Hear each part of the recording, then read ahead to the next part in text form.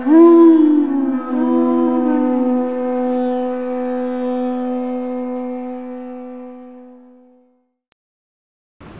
Namo Bhagavate Vasudevaya.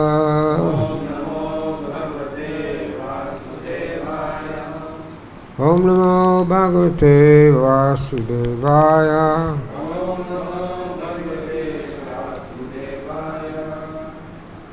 Reading from Bhagavad-Gita as it is.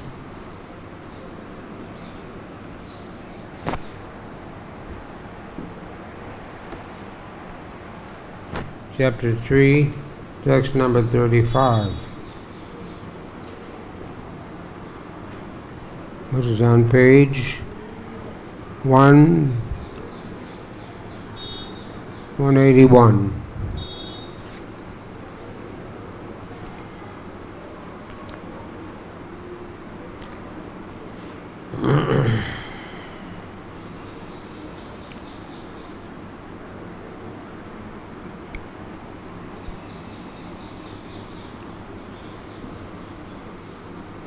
Shreyam Swadharmo Vigunaha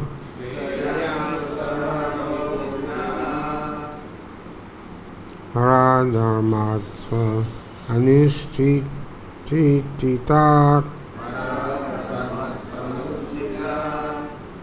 Swadharme Vidanam Shreyam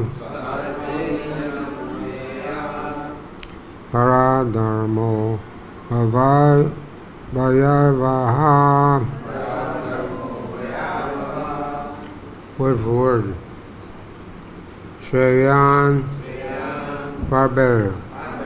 Paradharma, one's prescribed duties. Viguna, even faulty. Para, dharmat, and duties mentioned for others. Su anustitat, perfectly done. Padarme, one prescribed duties. Nidhanam, destruction. Sneya, better. Paradharma, prescribed duties for others. Vaya avaha, dangerous. Translation purport by His Divine Grace A.C. Bhakti-Vedanta Swami Srila Prabhupada. It is far better to discharge one's prescribed duties, even though faulty, than another's duties perfectly. Instruction in the course of performing one's own duty is better than engaging in another's duty, but to follow another's path is dangerous. Purport. One should therefore discharge his prescribed duties in full Krishna consciousness rather than those prescribed for others. Materially prescribed duties are duties enjoined according to one's psychophysical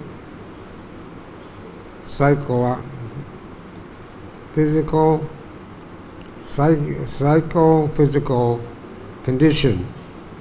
I mean mental and physical condition, mental condition and material condition, under the spell and molds of material nature.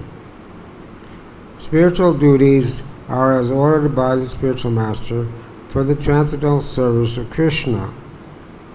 But whether material or spiritual, one should stick to his prescribed duties even up to death, rather than imitate another's prescribed duties. Duties on the spiritual platform and duties on the material platform may be different, but the principle of following the authorized directions is always good for the performer. When one is under the spell of modes of material nature, one should follow the prescribed duties for his particular situation and should not imitate others.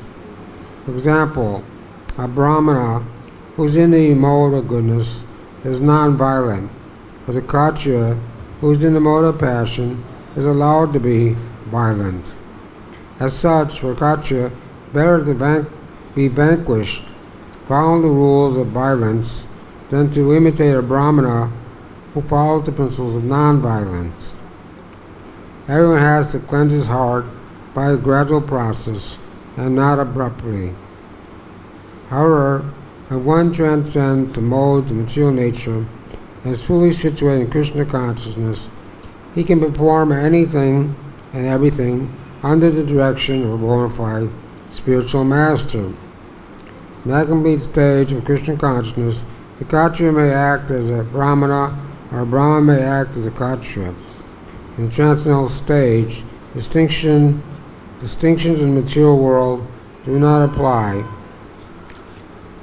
For example, Vishwamitra was originally a Kshatriya, but later on he acted as a Brahmana, whereas Parasuram was a Brahmana, but later on he acted as a Kshatriya. Being transcendentally situated, they could do so. As long as one is on the material platform, he must perform his duties according to the modes of material nature. At the same time, he must have a full sense of Krishna consciousness. Om Argyanantram Dasha Janandana Sakaya Sakshurimitam Jina Tasmai Shri Gurave Namaha Shri Chaitanya Manovistam Stapitam Yena Bhutale Swayam Rupa Ganamayam Danti Swapadantikam Vanchakalpa Durjasha Kripasinnu Evacha Parinam Pavneyo Vaishnavyo Namo Namaha Shri Krishna Chaitanya Prabhu Nityananda Shri Advaita Gadadhar Shri Vasudeva Gaur Bhaktivinoda. Translation once again. It's far better to discharge one's prescribed duties, even though faulty, than another's duties perfectly. Destruction in the course of performing one's own duty is better than engaging in another's duty, or to follow another's path is dangerous.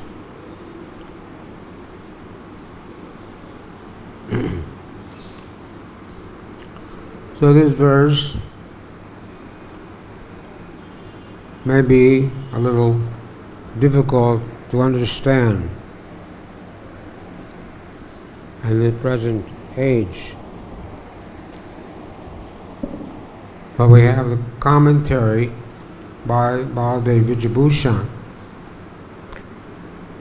and by reading his commentary we can get a better idea what this verse is about.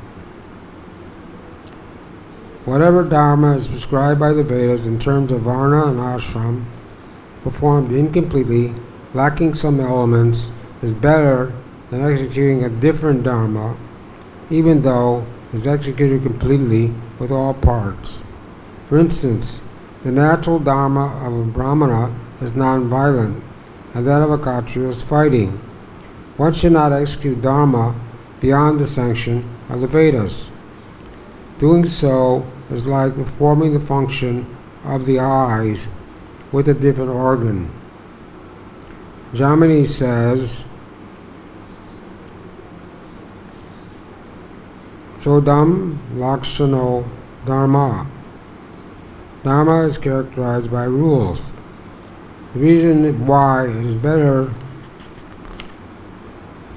the reason why it is better than stated. It's better to die in the execution of one's own dharma. This produces the best results because there's no loss or sin in acting imperfectly, and because the next life one will be able to execute the dharma properly. Performing a different dharma causes misfortune for the person by creating sin, since it is prohibited in scripture. In the case of Parasuram and Vishwamitra, however, there was no deviation from scripture. Though born of Brahmana, Parasuram, and Kshatriya, Vishwamitra families, respectively, they formed their activities according to their particular qualities. Even then, they were criticized and fell into problems. Also, Drona and others, Brahmanas, practicing Kshatriya Dharma, were also criticized many times. By performing one's prescribed duties, in the previous ashram, one decreases desire until one is qualified for renunciation. The person can then practice non-violence because his prescribed dharma, because it then becomes his prescribed dharma. Thus it is suitable that one who is situated in his own dharma can later do this.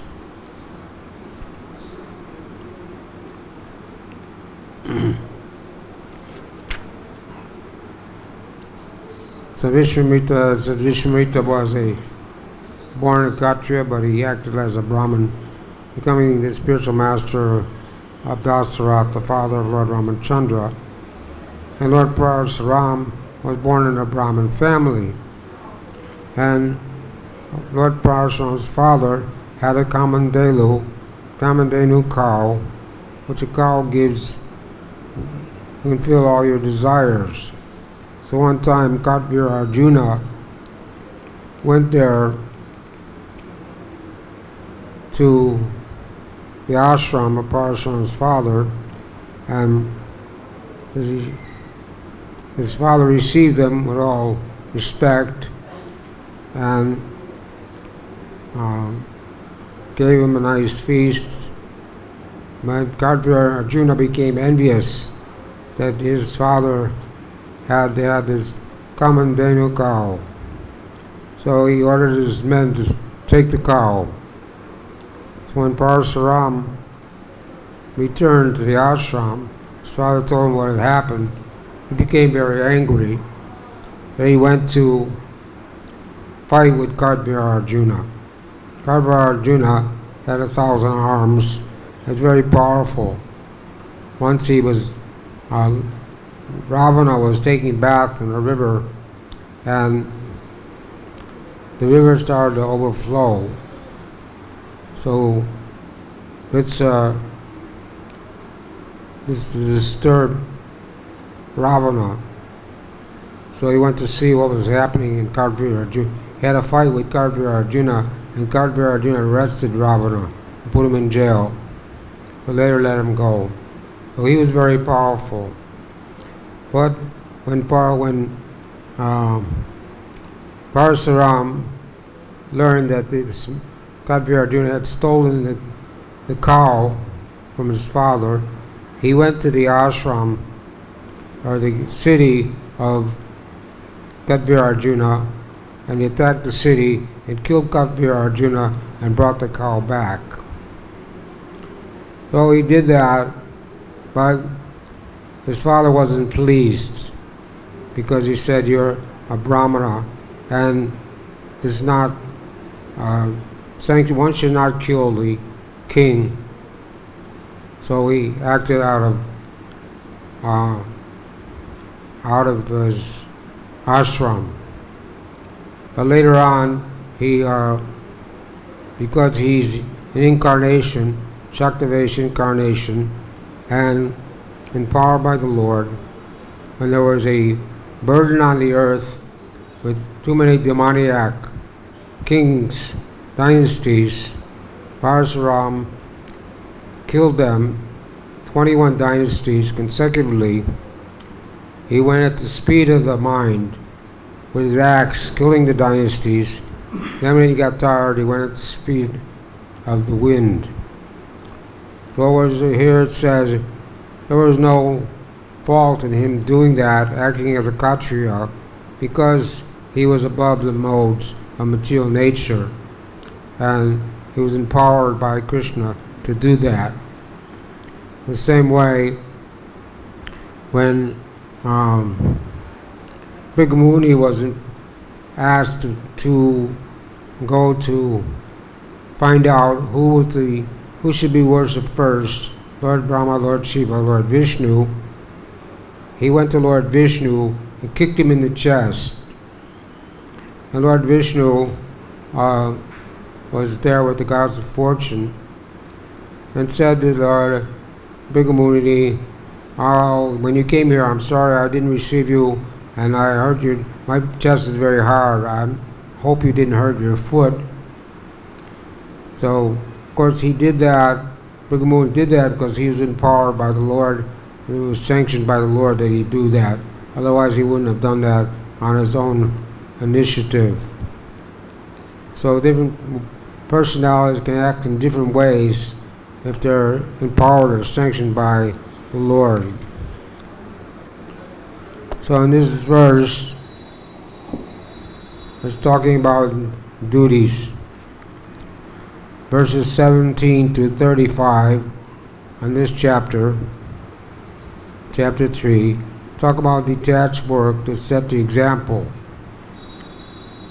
So this is not, the Varnashram system is there. Brahmachari, Grihastha, Vanaprastha, and Sannyas, Brahman, Kshatriya, Vaishya, Sudra. In Kali Yuga, close Sudra Sambhava, everyone is Sudra. And it's not possible to implement this or to introduce the Varnashram system in big cities around the world because people are so demoniac and things are so topsy-turvy. They're very difficult to do this. But some of the devotees are trying to do it in the rural areas. But still, as the Vaishnavas, we're not so much interested in Varnashram Dharma, but Prabhupada said that 50% of his mission was not complete because he wasn't able to introduce the Varnashram Dharma. But it's misunderstood. People think that in India, at least they did many years ago. One reporter was asking Prabhupada, "What about the caste system?" And Prabhupada said, "What caste system?" So where do you find the caste system in Bhagavad-Gita or in any of the scriptures? Because they think it's some kind of cruel injustice done to people to make them, live in such in a restricted way, not understanding that Krishna says in Bhagavad-Gita, he says, Chaturvarna mahasrishtam guna karma vighagasaha tasyakartam apimam vidya akartam avyayam. According to the three modes of material nature in the world associated with them, four divisions of human society are created by me, and although I'm the creator of this system, you should know I'm yet the non-doer, being unchangeable. So the Varnashram system is the bona fide system, but it's material.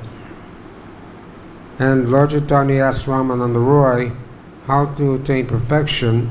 The first thing he said was by following Varnashram Dharma.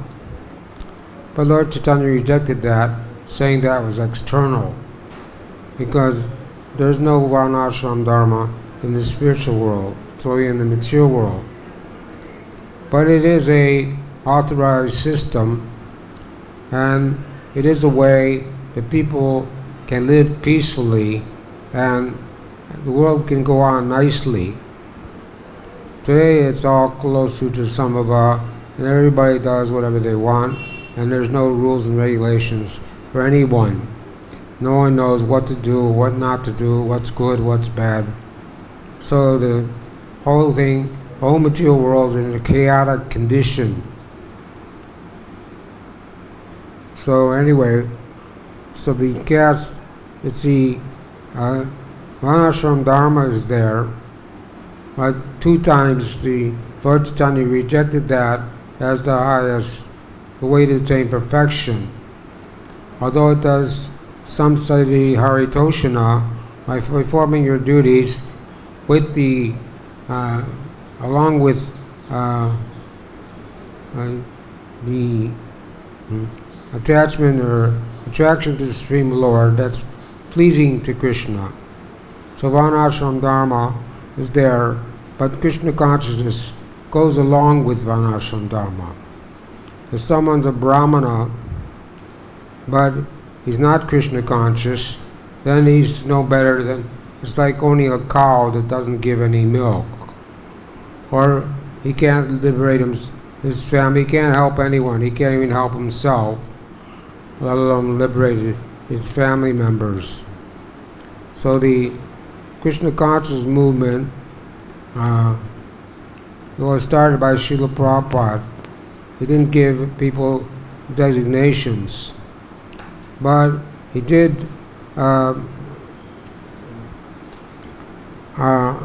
initiate persons, give Brahminical initiation.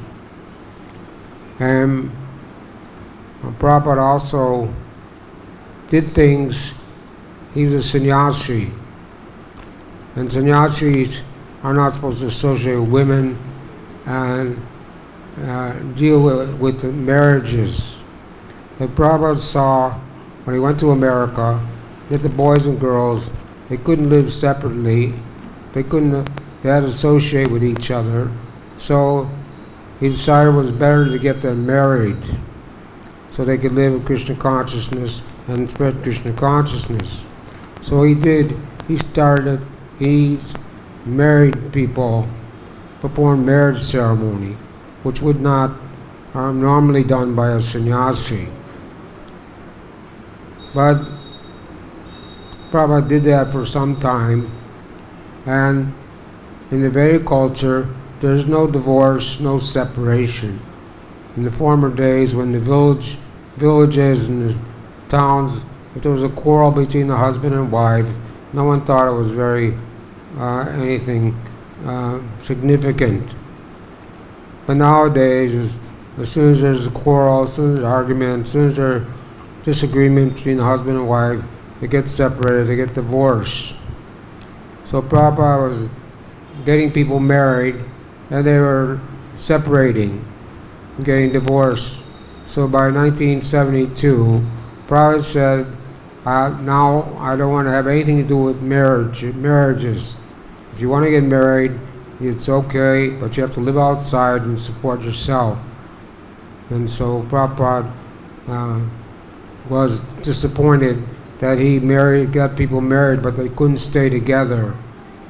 Even so, up to the age of 50, the husband and wife should stay together, no separation, no divorce. After 50, one can come take Vrindavan, husband and wife, they can stay together or separate, but not till then. So there shouldn't be any separation or divorce. But it's Kali Yuga, and people, quarrel and hypocrisy is there, and people in the mode of passion and ignorance, so this is always going on. So but here we're talking about the Arjuna. Arjuna was a Kshatriya, and it was his duty to fight, but he wanted to become non-violent, like a Brahmana. Brahmanas are non-violent. So one time, some sages came to the father of Lord Ramachandra, and they said that we want your son, we want to take your son, Lord Ram, to the forest because demons are disturbing us. The Brahmanas, they have Brahma Tejas, and we know even the boy, 12-year-old boy, Shringi, he cursed Maharaj Parikshit to die in 7 days. So Brahmins have power. When they put King Vena on the throne, Vena was very cruel, and he was, from his childhood, he would kill animals, and he would play with his friends, and sometimes he'd kill his friends. So there wasn't any king, and the rogues and thieves came out. So that the Brahmanas consulted what to do. So they decided to put Vena on the throne as the king. So by doing that, the rogues and thieves became afraid of him because he was so cruel, and disappeared. But then he decided, he was also very proud and puffed up and thinking himself supreme. He tried to stop the vague sacrifices, stop the Brahmins from doing their duties. And so the Brahmanas, they tried to consult with Vena and reason with him that he should protect the people and lead the people in the proper way, but he didn't agree with them, so they killed him with the high sound of their words. In other words, by mantra. They just went hum, and they killed him. So in this way, the Brahmana, the sage, came to Ramachandra's father to bring Lord Ramachandra to the forest to fight with the demons, to defeat the disturbing elements. They said, we have the power to do that ourselves, but it's not our duty as Brahmanas to be violent. So therefore, the Kshatriyas should do that. So Lord Ramachandra went to the forest to do that. So this is the difference. Different things happen at different times. So Prabhupada said that the duties, whatever duty one is performing, should be done in full Krishna consciousness and should be done up to death. Like some Prabhupada appointed GBC members, and he wanted them to be GBC for their whole life. And he appointed temple presidents, and he wanted them to be temple presidents for their whole life. But due to material circumstances and the strain and stress of these positions became too much for many people, so they couldn't stay GBC or stay temple president up to the time of death. But they tried to follow Prabhupada's instructions as best as they could.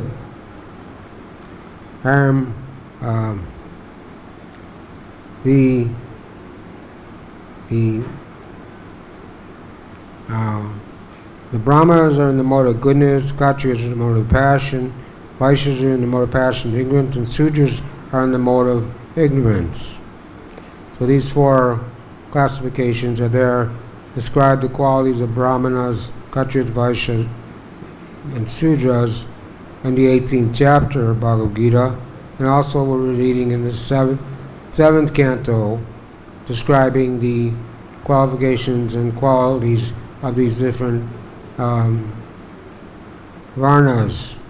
Brahmanas are supposed to be peaceful.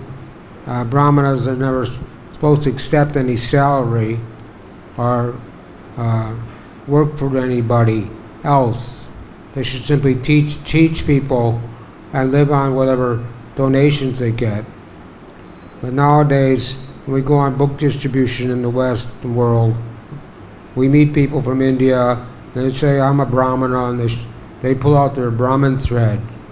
And they say, well, what's your occupation? Well, I work in the bank, or I'm an engineer, or I'm this or that. They don't know what it means to be a Brahmana. The people are Brahmanas, even in India, in the villages, they call themselves Brahmanas, but they're worshipping the demigods and doing all kinds of pujas. It's against the Brahminical culture. So there's no real Brahmins. So Lord Chaitanya forbid the performance of sacrifice in this age, horse sacrifice and cow sacrifice, because no qualified Brahmanas to chant the mantras. If they have a sacrifice and they have to sacrifice an animal, if the animal is not to be killed, the animal is usually it's an old animal And if the sacrifice is performed properly, then the animal is rejuvenated, it gets another body. There's no violence involved. But the priests chanting the mantras have to be qualified, and they have a person who checks them to make sure that they chant all the mantras properly. But no one can do that in this age. So this kind of sacrifices are not allowed. Yajna Sankirtan Prayad Jantihi Sumeda Shaha. In this age of Kali Yuga, the only sacrifice is the chanting of the Hare Krishna Mahamantra. Hare Krishna, Krishna Krishna, Hare Hare.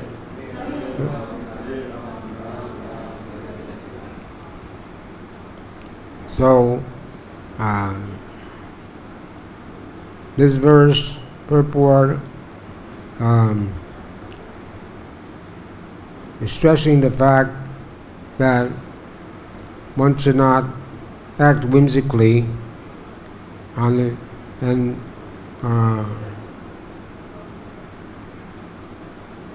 Chaitanya also said that I'm not a Kshatriya, I'm not a Vaishya, I'm not a Sudra, I'm not a Brahmachari, Grihastha, Vanaprasanyas, Gopi Bhara Kamala, Das Anudas. I'm simply the servant of Krishna. This is the position of everyone, that we're eternal servants of Krishna. So here it says the duty, one should perform his duty, is like medicine prescribed by the doctor. If you have a disease and you get sick and you have to take some medicine, you can't take any medicine and think it'll cure you. But if you take the medicine prescribed by the doctor, then it will work. So spiritual duties or material duties are prescribed by the spiritual master. So this is why, although Guru Ashraya, it's important that one accepts the spiritual master. Because in this age of Kali Yuga, we don't know what to do, what not to do, and therefore, Tad Vidi Parivaptena Paripasena Seyoya Upidekshanastapadarshanaha. One should accept the spiritual master, because the spiritual master, by rendering service to the spiritual master, inquiring submissively, the spiritual master can impart the truth. So if you have a spiritual master who's a Uttama Adhikari, or topmost devotee, then he can understand the position of his disciple and engage the disciple in performing different kinds of activities. So it's the duty of the disciple to accept the order of the spiritual master. When Lord Chaitanya was in Jagannath Puri, Ishvara Puri, the spiritual master of Lord Chaitanya, sent Govinda, who was Lord Chaitanya's godbrother, to be Lord Chaitanya's servant. But Lord Chaitanya was reluctant, hesitated to accept the godbrother as his servant, because generally the etiquette is that godbrother should not take service from his godbrother. So he asked Swarup Damodar what was his opinion. So Swarup Damodar said that you should accept it because it's the order of the spiritual master. And the order of the spiritual master is like a thunderbolt. It cannot be just disobeyed. We know the third offense in chanting the holy name is not to disobey the orders of the spiritual master. So Lord Chaitanya then accepted him as his servant. So this is why spiritual master is there to see that the disciple is being engaged in some service that is satisfying to him and will help him stay in Krishna consciousness and become Krishna conscious. So of course in our movement, it's there's many gurus that have many disciples, and they can't be in communication with all their disciples. So the temple authorities can they should accept the temple authorities as to what their duty is, what they should do, what service they should do. And this way, they can live comfortably in Krishna consciousness. So under all circumstances, Prabhupada says that whatever we should do in full sense of Krishna consciousness. So we may do so many activities. It may appear that the devotee is doing the same activities as the ordinary people. We go to the store, we go to the bank, we do so many things. But we're not doing that for our sense gratification.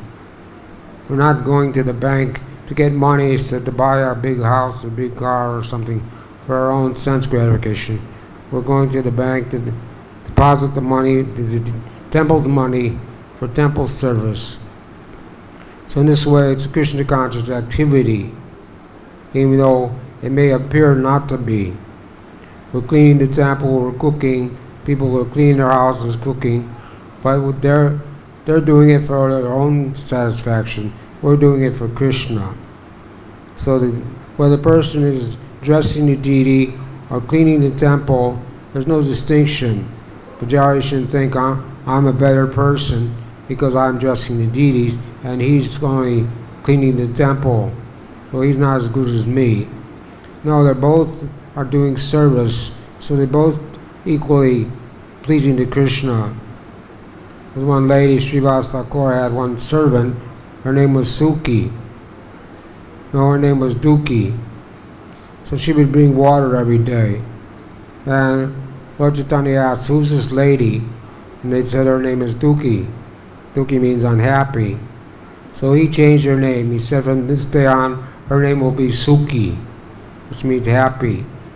And after that, Srivas Thakur didn't consider her his maidservant anymore. So in this way, a person can be changed. The Kalo Sudra Sambhava, everybody in Kali Yuga is Sudras, by taking the Krishna consciousness, following the four regulated principles, following the sadhana, the morning program, engaging in service, we're gradually coming to the mode of goodness. Cleansing the heart. It says that we're cleansing the heart gradually. Shaito Darpana Marjanam. By chanting the holy name of the Lord, all the dirt in the heart becomes cleansed away. But it's a gradual process. Therefore, we have to try to chant 16 rounds of the Maha Mantra, Hare Krishna, Krishna Krishna, Hare Hare, Hare Rama, Rama Rama, Hare Hare. And we try to chant avoiding the 10 offenses, especially being inattentive. Because 16 rounds is the minimum, not the maximum. We shouldn't think that now, some Prabhupada said, now I imitate one devotee that now I finished my 16 rounds, I can throw my bee bag away, now I can do any damn thing I want. But that's not the case. Especially in Vrindavan, we should try and chant as much as possible. Because if you commit Namaparad, offenses the holy name, it can't be, there's no way to counteract Namaparad. But so, Haridas Thakur says in Harinam Jatamani, we shouldn't stop chanting, we should chant more and more, intensely chanting, chant the holy name to get free from offenses to the holy name. And therefore, 16 rounds, you should feel, after I chanted 16 rounds, that it's not sufficient, that I should chant more. Even though we have so many services to do, we should try, when we have free time, to chant more, a few extra rounds every day.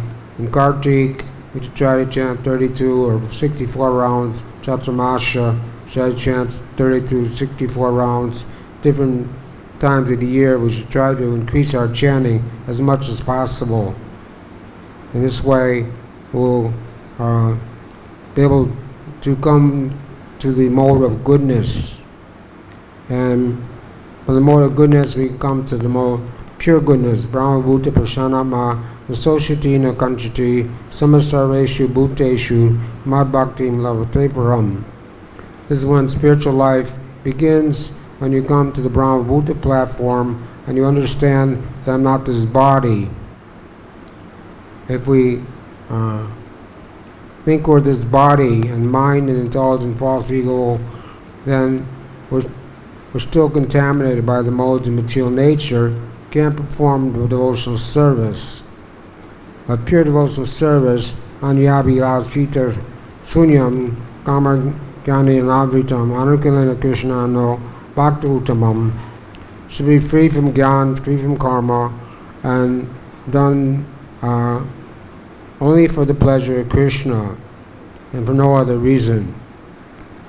So the Brahmins, Kshatriyas, Vaishyas, the Sudras, they're all, those ashrams are there. People, we want to introduce Daivi Varnashram, which means also that people, while they're doing their duties, they should also try to become Krishna conscious. Otherwise, it's like owning a cow that doesn't give any milk. If one is a Brahmana, but he doesn't have any devotion to Krishna, it's like owning a cow that doesn't give any milk. It's useless. So in this way, the Brahma Varnashram system, we can try to implement it, but we're not so much concerned about that in our Krishna conscious movement. We're concerned about becoming Krishna conscious, coming to the pure goodness, and then you can act in any way you want, and there's no fault in that. So the Baladev Vibhushan says it's sinful if someone does someone else's duty, so it's better do your own duty imperfectly and do someone else's duty perfectly. So the one time the Maharaj Yudhisthira wanted to perform the Rajasuya sacrifice, but he had to have the sanction or the sovereignty of all the kings in the world. So everyone agreed that Maharaj Yudhisthira was the king of the world except for Jarasandha. And so what to do? Krishna consulted with Uddhava and took the whole Yadu dynasty, 16,108 queens, all the paraphernalia, went to Hastinapur, and there Krishna, Arjuna, and Bhima dressed themselves like brahmanas. So they went to Jarasandha. But even though they were dressed like brahmanas, Jarasandha could immediately recognize that they weren't brahmanas, because they had strongly built bodies and they had marks on the shoulder from carrying a bow, and they had deep voices. So he understood that they weren't really brahmanas. They were only imitating brahmanas. But because they came to him dressed like brahmanas, and even though he was a demon, he attacked Krishna 17 times, was defeated each time, but he was charitably disposed to brahmanas, because even though he knew they were imposters, they were not the real brahmanas, but he said, okay, I'll give you charity, whatever charity you want. I'll even give you my own body if you ask for that. They said, no, we have not come for ask for charity. The only charity we ask is we ask for a duel. So Jarasandha laughed very loudly, called them all fools and rascals, and then they identified themselves. They said, here's Bhima, here's Arjuna, here's Krishna. So Jarasandha said, well, I'm not going to fight with Arjuna because he's not equal to me, and I'm not going to fight with Krishna because when I went to fight with Krishna for the 18th time, he became a coward, and he went and built a city built a fort in the sea, and left the battlefield. So I will fight with Bhima, because he's equal. So Bhima and Jarasandha went out of the city, because the fighting there was a special place where they had for dueling. So Bhima and Arjuna, Jarasandha and Bhima were both of equal strength in fighting with a club. So after 28 days, neither one of them could defeat the other. But Krishna was there, and Krishna knew the history of Jarasandha. Jarasandha was born in two parts, from two wives, and the king threw the two halves in the forest. And one witch who knew the black magic, the art, joined the two halves, and Jarasandha grew up and became the king. So Krishna indicated to Bhima, by taking a branch from a tree and splitting it in half, how Jarasandha can be killed. So he not only did he show him how to be empowered Bhima with the potency to kill Jarasandha. So in this way, they supposedly acted out of their ashram, but for the purpose of killing Jarasandha. So there's many other stories like this, but Lord Chaitanya rejected the Varnashram system as the topmost system for developing our love of God, Prema Pramota, Pramartha Mohan. But it's the natural arrangement, but it was in former ages it could be followed, but in this age it can't be followed. We know in the Bhagavatam it says even a Sudra, a real Sudra, is someone who serves the other classes, the Vaishyas and the Kshatriyas and the Brahmanas. And the Sudra is supposed to be clean and honest. But nowadays you hire someone to clean your house, and when he's not looking, he takes your money and goes back to his village. So you can't trust anyone. There's no Sudras, no even close to becoming a qualified Sudra, what to speak of being a Vaishya or Kshatriya or Brahmana. In the Bhagavad-Gita it says the duty of the Vaishyas is cow protection and trade, banking. But they wrote in the original Bhagavad-Gita, they wrote cattle raising. But that's something they do in America. They raise the cattle so they can take them to the slaughterhouse. So they probably had them change it to cow protection. It's not cattle raising.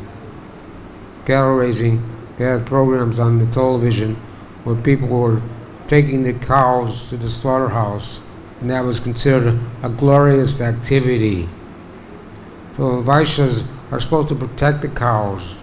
When we got our farm communities, the cows are peaceful. You go to the other farms, you can't get near the cows. They're not peaceful because they know that sooner or later they're going to go to the slaughterhouse and get killed. But our cows know that we're going to protect them. We're not going to send them to the slaughterhouse. So our cows are peaceful.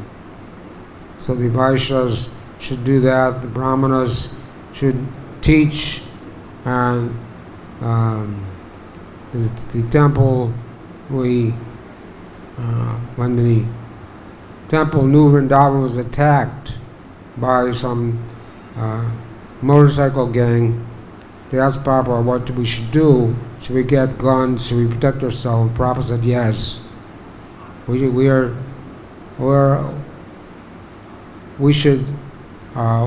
We're non-violent. We don't want to be violent, but we also can't tolerate injustice. If someone comes to attack us, if we're lying comes to eat you, you don't embrace him because he's a spirit soul. So Prabhupada said you should get guns, but don't shoot anybody. Shoot it in the air above their heads. So they did that. They protected themselves, and the people, no one attacked again. Next time that someone attacked, the devotees made sure that they knew that we were not going to tolerate such things. And they demolished their car and sent them away with their tail between their legs. So they knew the devotees are not going to tolerate any kind of nonsense from the outside world. So in this way, we can act, the devotee can act in any way in full Krishna consciousness, but whatever ashram, whatever mode he's in, it should also always be trying to become Krishna conscious at the same time. So we'll stop there. Any comments or questions?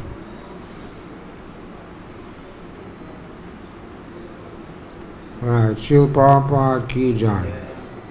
Entourage Bhagavad-Gita ki jai.